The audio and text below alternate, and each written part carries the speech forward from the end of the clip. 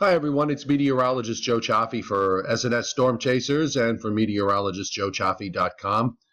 Want to take a look at the tropics today. There really isn't a whole lot going on with respect to the tropics in the Atlantic. We've got a weak tropical wave that's moving through the Leeward Islands with some showers there, and there's a bit of an upper air disturbance that's moving southwestward off the Florida coast and extends down into the Northwest Caribbean. There's not too much there either. This weather system is part of an upper low that's been sitting in the central Gulf states for the last day or two.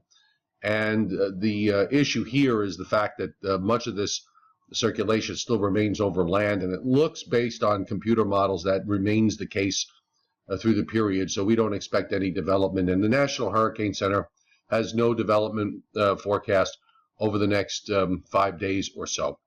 Meanwhile, when we look out in the Pacific, I've been looking at this because I've been trying to follow along with respect to typhoon development, and when these typhoons wind up recurving up east of Japan and Korea and then heading up into the Gulf of Alaska, they could have an influence on our weather here in the eastern United States by producing some troughing, which would at least bring in some wetter than normal conditions.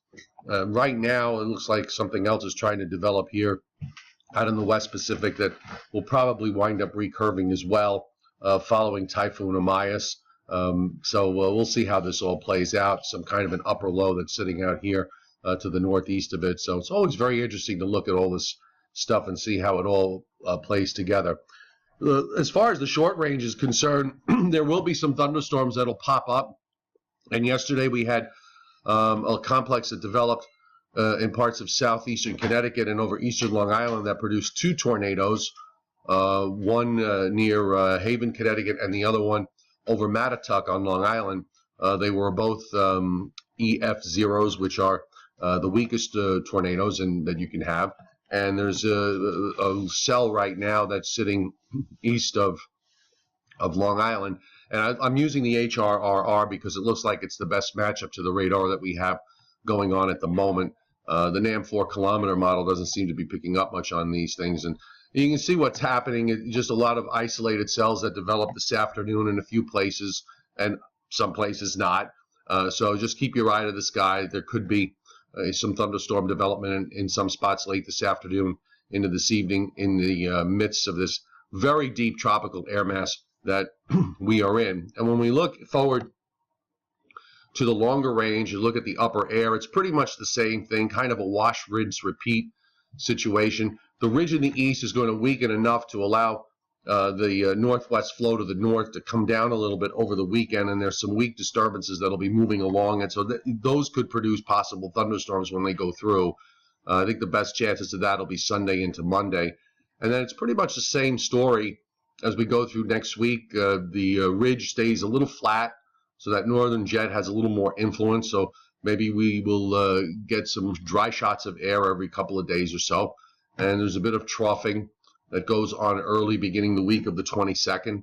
And then once that goes out, the ridge kind of wants to rebuild again as we go through the latter part of the forecast period. So it really pretty much is a wash, rinse, repeat situation, and that looks like to continue until something in the tropics wakes up to provide some meteorological interest. And other than some pop-up thunderstorms over the next couple of days, we really don't have too much going on. So you're just going to have to bear with the heat and the humidity. If you are headed for the Long Island South Shore beaches and even for the New Jersey Shore beaches, just beware the risk of rip currents, especially over the south shore of Long Island. That risk is high during the afternoon when that south wind kicks in at about 15 knots or so.